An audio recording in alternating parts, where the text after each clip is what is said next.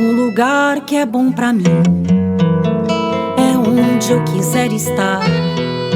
A estrela ainda brilha, ela é quem vai me guiar. Ser guerreira é minha sina, batalhando pra vencer. Tenho voz pra ser ouvida, tenho sonhos pra viver. Não vão mais conseguir me anular, me calar. Ninguém vai me impedir de cantar e lutar. Seja em casa, no campo, na rua ou na praça, chega de mordaça, agora eu vou falar. Porque eu sou mulher pra fazer acontecer. Eu sou uma delas, são elas por elas, ocupando os espaços de poder. Mulheres do campo, das águas, da floresta e da cidade é o tema desta semana no TV Elas por Elas Formação. E nesta quarta-feira vamos falar sobre agroecologia e direito à mobilidade. Olá, meu nome é Iridiane Seibert, movimento de mulheres camponesas, um movimento feminista autônomo de mulheres do campo e parte da Via Campesina.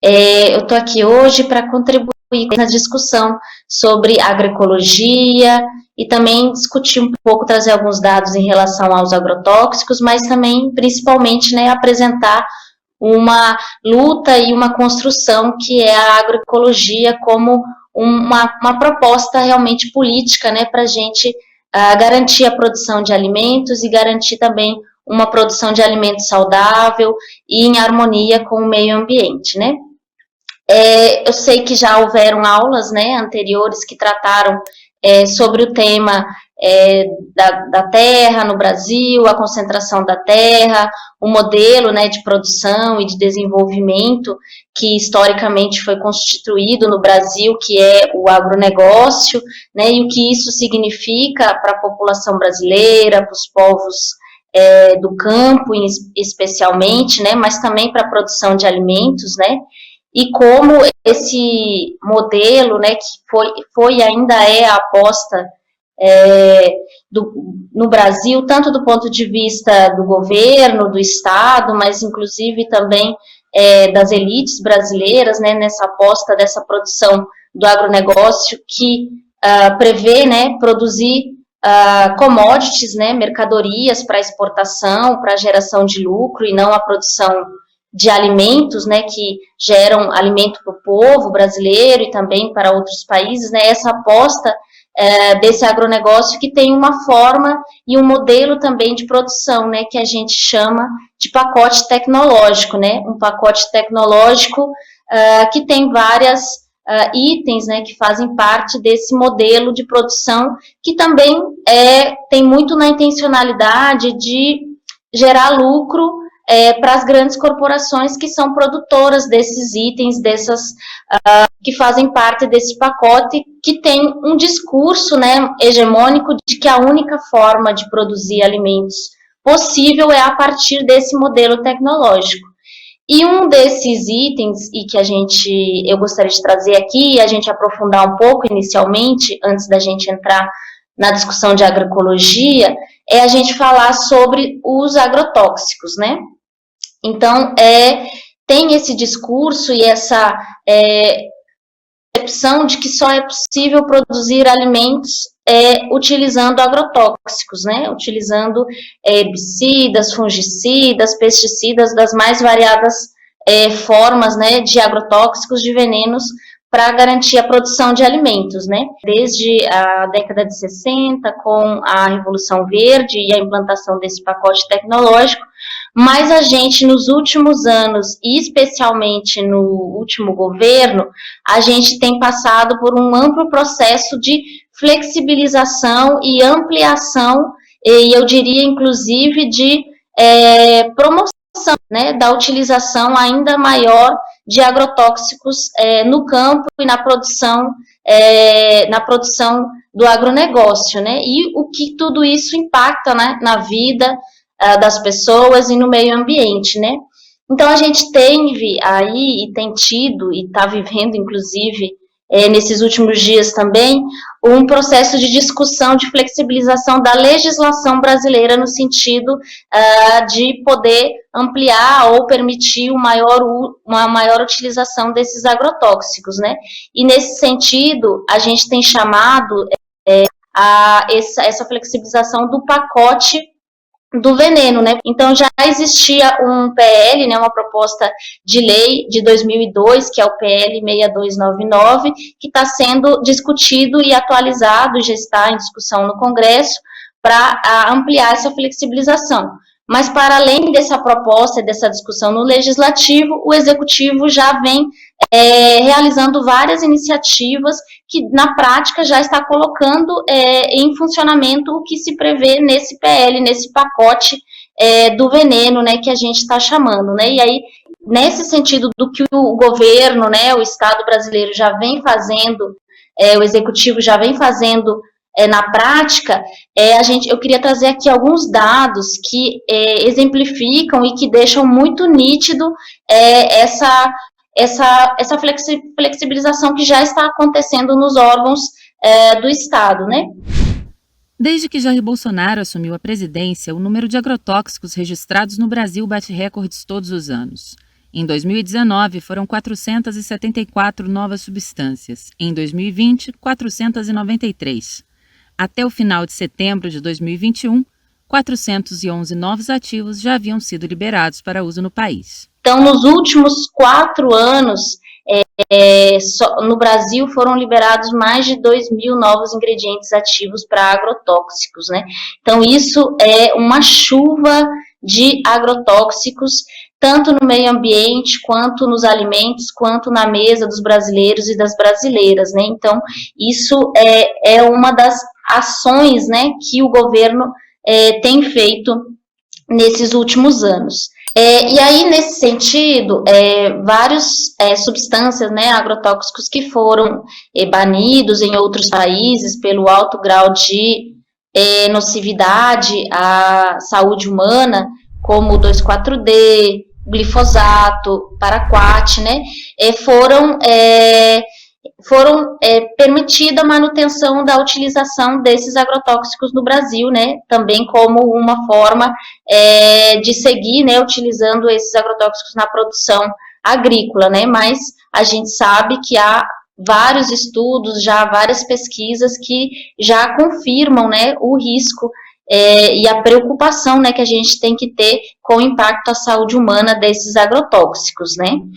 Em relação a outras mudanças previstas nesse pacote, em relação à legislação, há também, né, uma mudança em relação à avaliação toxicológica do uso, né, desses agrotóxicos, ou seja, somente considerar um agrotóxico para não utilização quando se comprove que ele tem algum tipo de efeito agudo à saúde humana. Isso quer dizer o quê? Que ele causa morte imediata ou quase imediata. Qualquer outro tipo de sintoma ou qualquer outro tipo de efeito contra a saúde, que sejam problemas de saúde crônica, ou seja, que vão se agravando ao longo do tempo, não são considerados como pontos ou parâmetro para não permitir a liberação de determinado ingrediente ou determinado agrotóxico, somente quando e se esse agrotóxico causar morte imediata ou quase imediata, né? Então, imagina, existe uma série de outras problemas de saúde que esses agrotóxicos causam, que a longo prazo também podem levar à morte ou uma série de outras doenças. Outra discussão também que foi a paralisação dos estudos, né, dos efeitos dos agrotóxicos nos alimentos, né, que é o PARA. Então, não fazer mais os estudos em relação à permanência de determinadas substâncias agrotóxicos nos alimentos, né? Uma outra coisa também que está prevista nesse pacote é a mudança em relação à política de informações, né? Então, também é nesse sentido de restringir, né, a informação, a propaganda sobre danos de agrotóxicos à saúde, informação sobre, os componentes, né, dos agrotóxicos. Isso também é uma das questões, e outra, inclusive, é em relação aos receituários, né, agronômicos, dos próprios agrotóxicos, também mudar um pouco a linguagem, dificultar a compreensão das pessoas que usam, né, esses agrotóxicos, e em alguns casos, inclusive, também eliminar algumas informações, retirar algumas informações sobre algumas consequências, ou algumas situações que podem ser provocadas pelo contato ou uso direto desses agrotóxicos, né? Então, também tem essa discussão, e uma outra discussão é em relação à ampliação, né, a permissão da pulverização aérea, que já é permitida, mas permitir que essa pulverização possa ser com uma distância menor do solo e uma distância menor também de áreas povoadas, né, cidades, bairros, casas, e isso também a gente sabe que tem um impacto grande, né, porque a pulverização aérea, ela não fica somente aonde o avião passa, mas esse veneno, ele se dispersa para vários outros lugares, né, sendo levado pelo vento, enfim, já teve, né, várias situações e vários casos, como a escola lá no Goiás, né, que foi afetada, que as crianças foram intoxicadas pela pulverização aérea, né. Quando nós mudamos aqui, era tudo pastagem, sabe? Mas a terra aqui era produtiva e eles mexiam com muito veneno. A gente levou 2 anos trabalhando em cima da terra, sem veneno, né? Para tirar o veneno da terra. A gente trabalhou 2 anos. Depois a gente continuamos trabalhando. Nós foi certificada, que nem eu tô falando para você, tem 16 anos que eu tenho a plantação, mas só tem 9 anos que eu sou certificada. Com 9 anos que eu fui aprovada que a terra não tinha veneno. E a gente trabalhou muito em cima disso aí. A gente produz aqui, fez todas as análises, né? Análise da água, análise de tudo aqui para ver se tinha ainda contaminação ou não. Como eu mexia com a horta, aí eu plantei vários pés de eucalipto, para modo de já proteger a minha horta. E a minha horta fica do lado de baixo. E desse lado de cima, onde eu plantei os eucaliptos, aí tem o pasto das vacas, né? Daí tinha um quadro de abacaxi, tem napiê, tem cana. Então, tudo essa área toda para proteger a minha horta. E o vizinho lá de cima arrenda esse lote para plantar.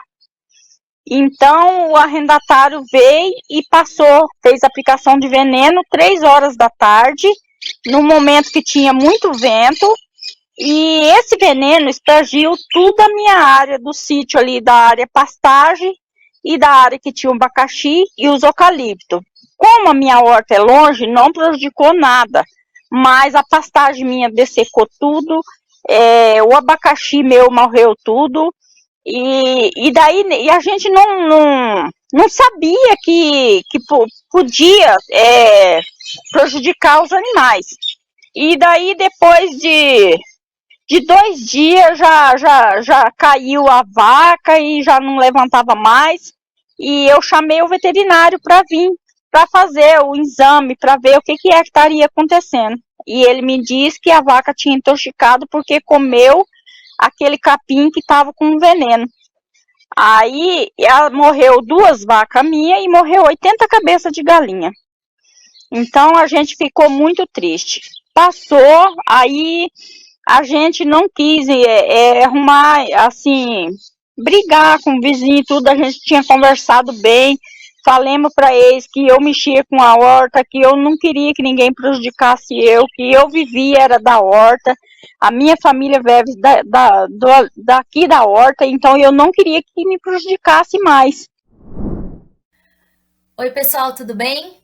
Meu nome é Ana Carolina Nunes, eu sou doutoranda em Administração Pública e Governo e pesquisadora em políticas públicas. E eu também sou ativista em mobilidade urbana, e contra a violência de gênero. E é nessa posição que eu estou aqui para conversar com vocês. Eu vim falar sobre direito à mobilidade, e tentar conectar essa noção de direito à mobilidade com as desigualdades nas cidades, né? Como a mobilidade pode nos ajudar a entender a lógica dessas desigualdades nas cidades, né? Antes de começar, eu queria ressaltar com vocês que provavelmente vocês já devem ter percebido que essa temática da mobilidade urbana, de política urbana de maneira geral, é muito dominada por homens, né? E isso tem muito a ver com o processo de exclusão que acontece nas nossas cidades, né? Porque são políticas pensadas por um grupo muito restrito de pessoas, e por isso que é muito bom que mulheres como vocês, que estão por aqui, se engajem politicamente nessa luta, para a gente entender essa realidade que a gente tem que mudar, mas também que os homens que estão na posição de poder, né, que eles se preocupem em entender melhor como que as decisões deles também acabam contribuindo muitas vezes para piorar as desigualdades. Vocês já viram em aulas anteriores, né, discussões sobre direito à cidade com perspectiva de gênero e também sobre como entender as desigualdades na cidade a partir de uma visão interseccional, né, que considera o cruzamento das diferentes formas de opressão. Agora a gente vai tentar entender como a mobilidade urbana se relaciona com tudo isso que vocês já viram. Então, assim, para começar, eu queria propor um exercício. Eu queria que você, que está assistindo essa aula, parasse para pensar na última vez que você precisou sair de casa para ir para qualquer lugar, seja trabalho, estudos, compra, visita, etc. Como que você se locomoveu? Você foi a pé, de ônibus, de carro, de bicicleta, de moto? E para onde que você foi? E aí, eu queria que você pensasse como é que você decidiu de que forma que você ia fazer esse trajeto que você fez, né? Você provavelmente deve estar pensando aí no tempo, né? No tempo que você tinha disponível para chegar até o lugar, no horário que você precisava chegar, no quanto que você gostaria ou poderia gastar para fazer esse deslocamento. Então, aí você toma essa decisão. No que ou com quem você precisaria ir, se você precisava levar alguma coisa, precisava ir com alguém, então dependendo poderia ser de um jeito ou de outro, né, com o meio de transporte de outro, e também, obviamente, em quais os meios de transporte, as opções que estavam disponíveis para você usar para se locomover até esse lugar onde você precisava ir. Mas você também pensou, por exemplo, no que seria mais confortável para você? Em que meio de se deslocar seria mais saudável, ou que polui menos, ou que faria você sentir mais segura nesse trajeto, né? E nas outras vezes em que você se desloca, normalmente, quais são os fatores que você leva em conta na hora de decidir como que você vai? Eu pedi para você pensar na sua realidade, em como você toma essa decisão, para que a gente conseguisse entrar em um aspecto crucial de quando a gente fala de direito à mobilidade, que é a possibilidade de escolha. O direito à mobilidade, ele está ligado à nossa possibilidade, enquanto cidadãos e cidadãos, de nos movermos pelo território, né, pelas nossas cidades, quando, como, para onde a gente quiser, né? Mas não é de qualquer jeito, né? Assim, não adianta só conseguir se mover, mas a gente se mover e aproveitar o território com segurança, com qualidade, com conforto, né? Não é simplesmente o direito de ir e vir de um ponto a outro, né? Mas o de viver o território e a cidade da maneira como a gente prefere. Para deixar isso um pouco mais fácil de visualizar, eu vou contar uma historinha aqui para vocês, né? É a história do João e da Mariana. São duas pessoas que têm a mesma idade, os dois têm 25 anos, e trabalham na mesma empresa, moram na mesma cidade, ganham o mesmo salário de R$ 3.500 por mês, né? O João, ele é solteiro, ele mora com os pais dele, a 2 quilômetros do centro da cidade, e tem uma estação de metrô muito perto da casa dele. Já a Mariana, ela tem 2 filhos pequenos, ela é recém-separada, e ela mora a 10 quilômetros do centro da mesma cidade e não tem metrô perto da casa dela. O João, ele vai de metrô para o trabalho, mas ele está ensaiando começar a ir de bicicleta, porque é mais gostoso, né? E ele normalmente vai de casa para o trabalho, do trabalho para casa e de fim de semana dá uns rolezinhos, né? Mas ele vai começar a fazer um curso de inglês 2 vezes por semana, aproveitando que a empresa dá um descontinho, aí a bicicleta vai ajudar ele a fazer esses trajetos sem gastar menos e além de ser mais confortável. A Mariana, por sua vez, ela precisa pegar 2 ônibus e um metrô para ir para o trabalho. E como ela tem 2 filhos, ela tem que sair de casa bem cedinho para deixar os filhos na escola. E também precisa gastar uma parte do dinheiro dela para pagar um ônibus escolar para buscar os filhos na escola e deixar na casa da vizinha, que cuida dos filhos até a Mariana chegar em casa. Às vezes ela precisa pedir para a vizinha ficar um pouquinho mais com as crianças, porque ela precisa passar no mercado para comprar as coisas da casa. De fim de semana, a Mariana quase nunca consegue passear, porque ela precisa resolver as coisas de casa e às vezes ela precisa visitar a mãe que está com probleminha de saúde.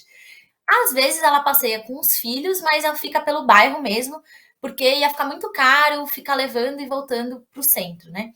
Ela também queria fazer o curso de inglês 2 vezes por semana, que nem o João tá fazendo, né? E a vizinha até se ofereceu para ficar com as crianças até mais tarde, durante a semana. Mas a Mariana achou que era melhor não fazer, porque ela ia chegar muito tarde em casa e achou que seria muito perigoso. Então, vou parar a historinha por enquanto, para perguntar para vocês. Você acha que o João e a Mariana, eles têm as mesmas possibilidades de escolher quando, como e para onde eles vão se deslocar? Vocês percebem como as opções de mobilidade são decisivas para as oportunidades que eles conseguem abraçar? Só o fato de morarem mais ou menos longe do centro já faz muita diferença, não só no caso deles, mas no caso da maioria esmagadora da população, né? Porque como as nossas cidades elas são muito desiguais e muito segregadas espacialmente, quem mora mais perto do centro, historicamente, tem muito mais acesso a opções de deslocamento e a oportunidade de uma maneira geral, em relação a quem mora mais longe. E só o fato de gastar menos tempo para se deslocar já significa ter mais tempo para fazer outras coisas, né? Para fazer o cursinho de inglês, para fazer uma academia. E não é à toa que morar perto de uma estação de metrô, por exemplo, tende a ser mais caro, porque esse é um acesso importante, né? É um tempo da nossa vida que a gente acaba comprando. E aí, quem tem menos dinheiro acaba tendo que viver em áreas da cidade com menos opções de transporte, por exemplo. E aí, nesse sentido, a possibilidade de escolha acaba muito conectada com o acesso à renda. Quanto mais você tem acesso à renda, mais opções de deslocamento você tem à sua disposição. E como já foi falado nas aulas anteriores, né, nada disso é por acaso, isolado, fruto da falta de planejamento, né? As nossas cidades, elas são marcadas pelas desigualdades, porque historicamente elas foram sendo desenvolvidas para favorecer quem já tinha dinheiro, quem já tinha poder, quem já tinha acesso à terra, né? E aí, essas pessoas ficam com a melhor parte da cidade e o resto fica para o resto, né? Que é o resto que sustenta e trabalha para sustentar os luxos da classe dominante. E isso está muito conectado, obviamente, também com a nossa segregação racial do espaço, né? As áreas mais nobres, entre aspas, da cidade, elas são praticamente exclusivas da população branca, mesmo em cidade onde você tem uma maior proporção de pessoas negras morando, enquanto a população negra e indígena elas são empurradas para as áreas da cidade que são mais baratas, né, com menos acesso à rede de esgoto, distribuição de água, energia, serviços de uma maneira geral, né, e inclusive a opções de transporte, né. Mas como eu trouxe no exemplo do João e da Mariana, a gente não consegue explicar essas diferenças entre os acessos da cidade só por onde a pessoa mora, mas também como a pessoa vive, né? Então, às vezes as pessoas podem morar no mesmo lugar, mas acessar a cidade de maneira diferente por causa dos papéis diferentes que as duas pessoas exercem na organização da sociedade. Isso se conecta muito com 2 tipos de divisão do trabalho.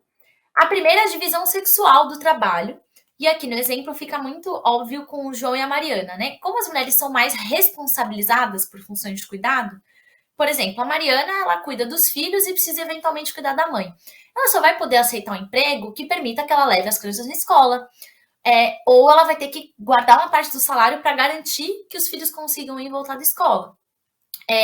E aí isso vai determinar, inclusive, as oportunidades que ela pega e como ela vai se deslocar. O João, por sua vez, ele é solteiro, não tem filhos, mora com os pais. Ele não tem essa responsabilidade de cuidado. Talvez ele nem se preocupe com os cuidados domésticos, porque talvez a mãe dele cuide de tudo, né? Pensando nessa divisão sexual do trabalho. Então, ele nem faça viagem para ir ele nem se desloque para fazer compras no supermercado, porque ele nem se preocupa com isso, porque tem outra pessoa que pensa nisso para ele, né? E a outra divisão do trabalho é uma divisão racial também, que faz muita diferença, né? Porque também pela nossa construção histórica da sociedade brasileira, as populações negras e indígenas são relegadas a ocupações de trabalho pior remuneradas, né? E também com mais níveis de informalidade, né? Então, isso significa que quem não tem emprego formal ou recebe salários muito baixos, né, que é a realidade de grande parte das populações racializadas negra e indígena no Brasil, vai ter que economizar o máximo possível com o transporte, porque se não economizar com o transporte, vai pagar para trabalhar, né? E aí, por isso que não vai conseguir reservar dinheiro para se deslocar, às vezes para fazer um curso, né, ou cuidar da própria saúde, ou passear, porque não tem grana para se deslocar, né? Então, para alguns grupos de pessoas, essas estruturas de opressão, né, que determinam o que as pessoas vão fazer, o que elas conseguem fazer, elas se cruzam nessas funções, né? E aí é o caso das mulheres negras, chefes de família e moradoras da periferia, seriam os grupos de pessoas na cidade com as piores condições de moradia, de trabalho e, consequentemente, de mobilidade. Justamente porque são pessoas que acumulam muitas funções, né, de cuidado, menos possibilidades e oportunidades de acesso à renda e a bons lugares para morar. E então, justamente por isso, tem menos condições de escolher como que querem se locomover. E, enfim, acabam tendo que cuidar de várias coisas dos filhos, da família, da comunidade, mas não tem tempo para cuidar de si mesmas, né? E acessar mais oportunidades que, inclusive, permitiriam que elas melhorassem de vida, né? De condição de vida.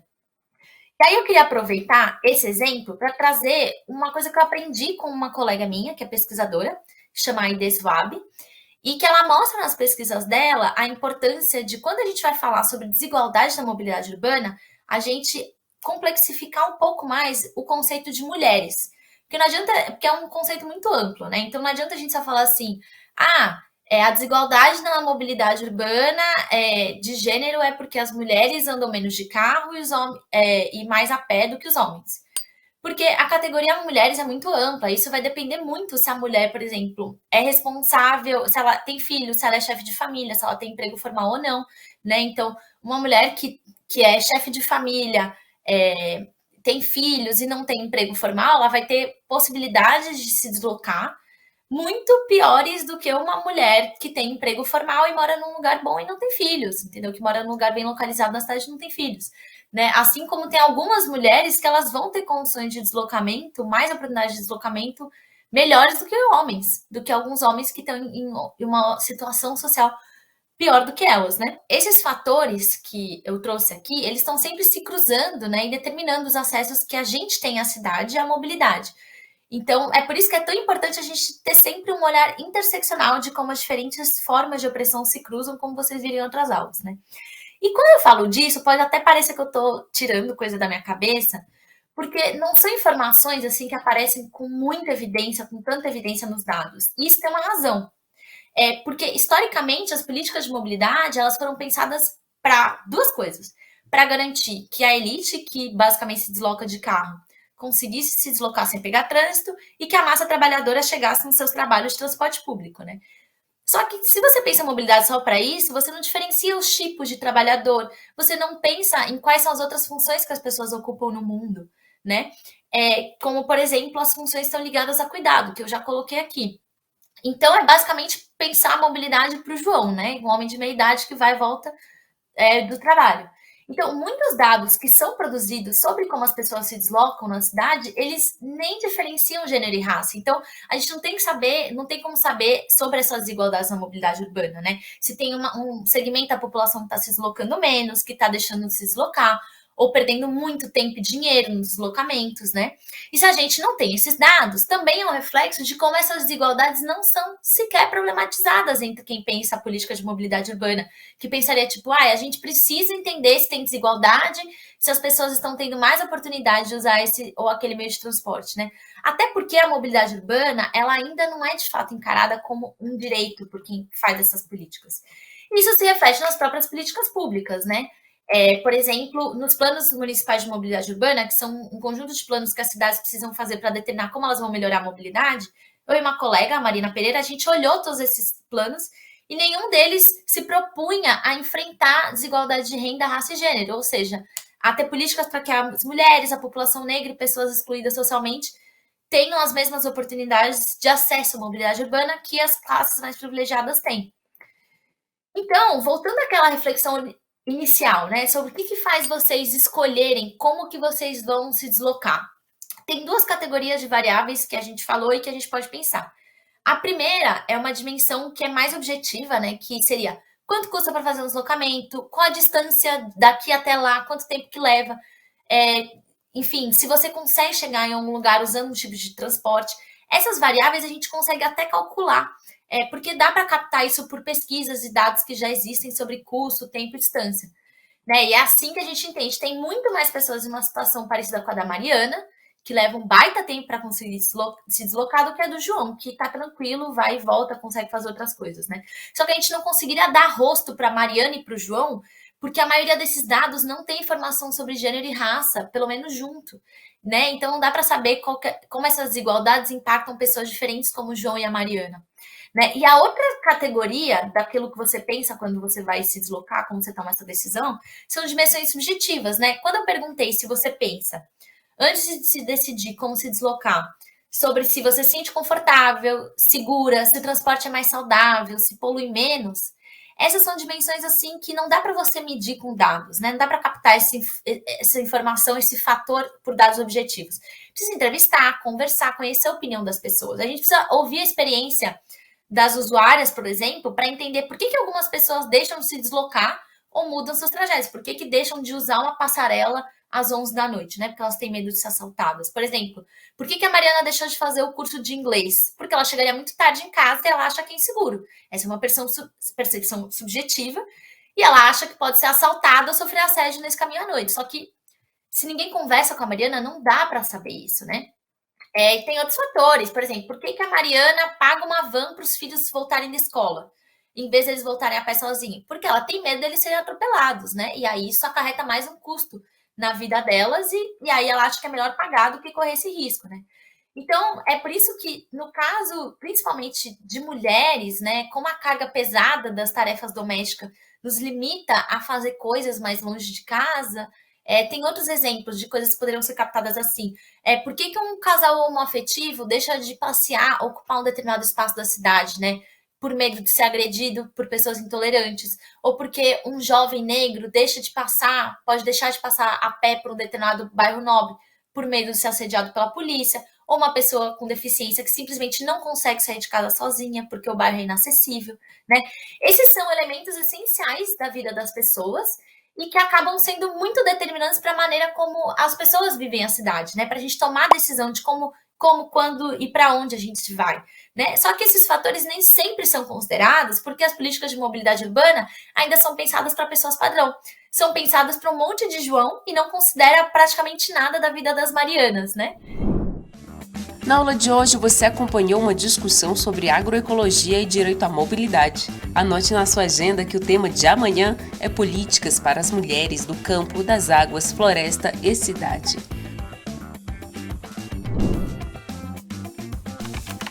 Todas as aulas estão disponíveis na playlist TV Elas por Elas Formação, no canal da TV PT no YouTube ou em formato de podcast no Spotify.